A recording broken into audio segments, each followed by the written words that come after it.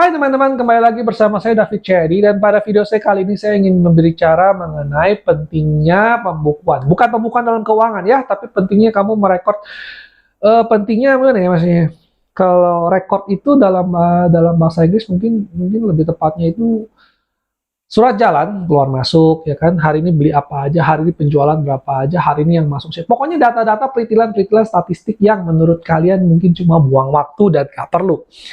Nah, jadi jangan remehkan hal-hal seperti ini. Kenapa saya berani bilang bahwa bookkeeping itu penting? Kenapa? Karena kalau kamu dagang 3 bulan, kamu nggak akan berasa. Kalau kamu dagang 2 bulan, kamu nggak akan berasa. Tapi ketika kamu sudah membiasakan diri untuk mencatat semua yang terjadi di perusahaan kamu secara rapi, dan kamu di akhir tahun, misalnya setahun, 2 tahun, kamu pakai Excel sederhana, kamu bikin grafik aja misalnya, kamu akan melihat dengan jelas tanpa bias, wah ini kok penjualan saya kok naiknya tuh di bulan-bulan Maret gitu kan ya.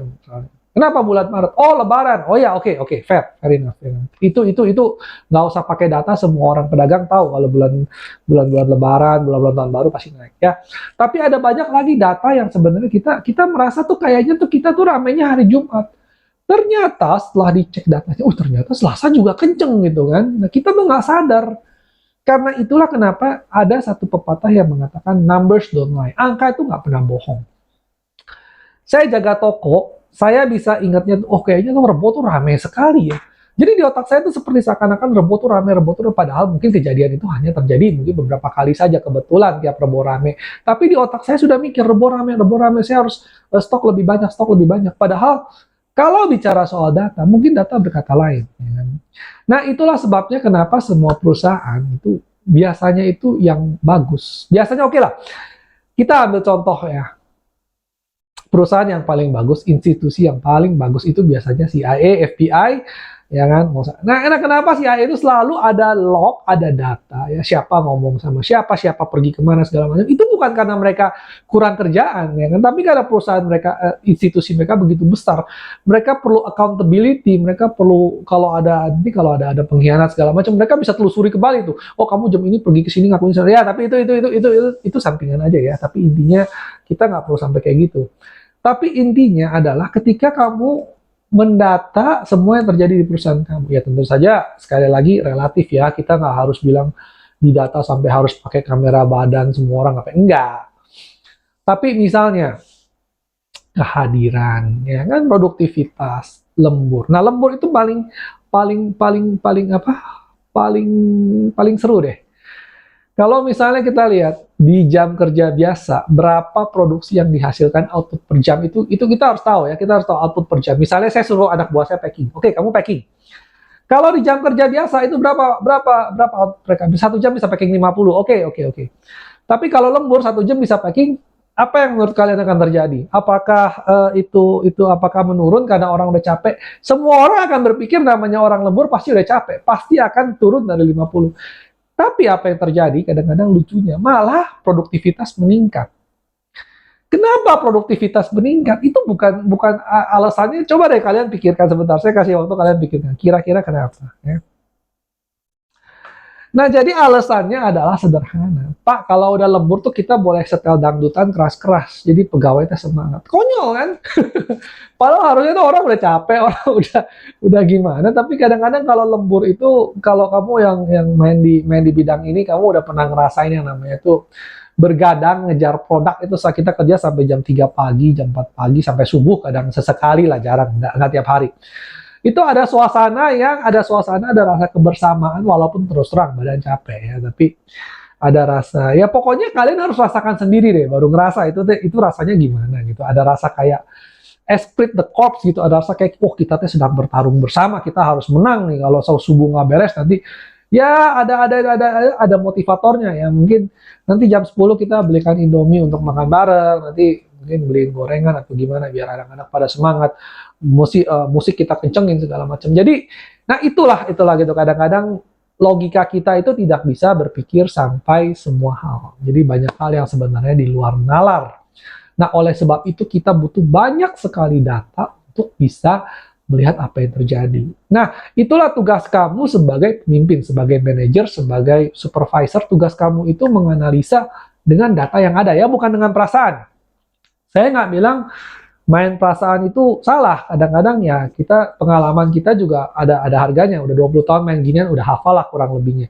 Tapi kadang-kadang dan seringkali banyak hal yang menurut kita begini ternyata menurut data beda, dan numbers never lie. Angka nggak pernah bohong. Ya kan? Kalau angka bilang ini, itulah yang sebenarnya terjadi. Kita yang salah. Itu pasti. Oke? Kita nggak bisa bilang, oh menurut saya Rebo rame kok. Tapi kalau data bilang kami sih data yang benar. Kan data itu terhitung. Berapa penjualan, berapa segala macam.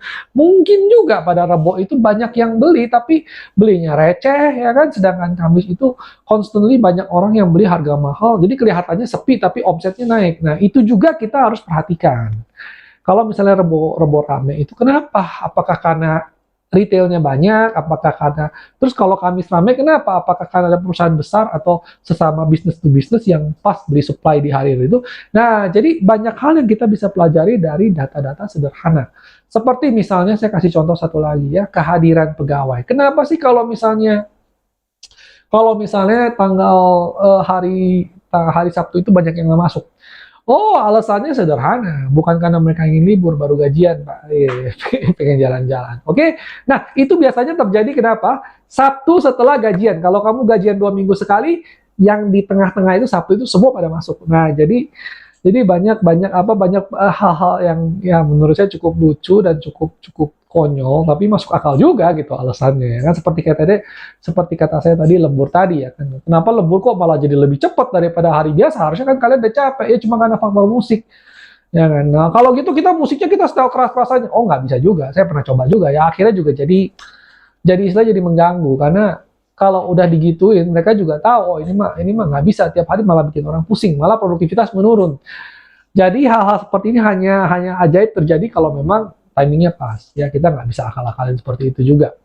Nah, tapi intinya adalah, tadi saya ngomong apa ya? Intinya sih jadi lupa. Kebanyakan ngoceh. Lupa nih, saya tuh lagi ngomong. Apa sih intinya? Oh ya, intinya data ya. Jadi kalau kamu tuh harus berusaha, mulailah gitu loh. Saya mulailah bebenah. Mulailah membetulkan data-data apa sih. Mulai dari hal kecil aja seperti output. Output itu harus selalu ada.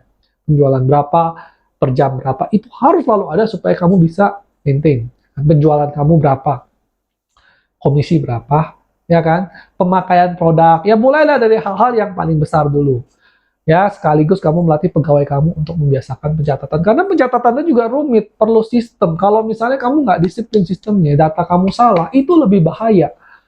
Jadi misalnya gini, Senin sampai Minggu dicatat, tapi Rabu, Kamis, Jumat itu nggak dicatat. Angkanya cuma dikira-kira. Karena kenapa? Karena waktu itu lagi sibuk, males gitu. Nah, inilah bahayanya. Kadang-kadang orang menyepelekan data itu, main ditulis-tulis enaknya aja karena dianggap remeh. Akhirnya kamu melihat data yang salah, kamu mengambil keputusan yang salah.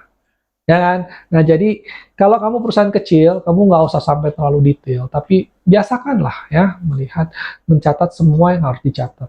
Ya kan, termasuk supplier, berapa kilo kamu beli, tanggal berapa kamu ngisi. Nanti karena kamu nggak akan pernah tahu kapan kamu butuh. Misalnya kamu bilang, ini kenapa sih perusahaan saya kok rugi terus? Pada saat itu kamu nggak pernah nyatet, kamu nggak pernah tahu ada datanya, kamu nggak ada tahu jawabannya apa gitu loh. Kamu panggil saya untuk bantu kamu, pun saya nggak bisa. Mana sejarahnya? Coba saya mau lihat datanya, saya mau pelajari. Nggak ada kok datanya. Kalau gitu kamu kenapa rugi? Saya juga nggak tahu.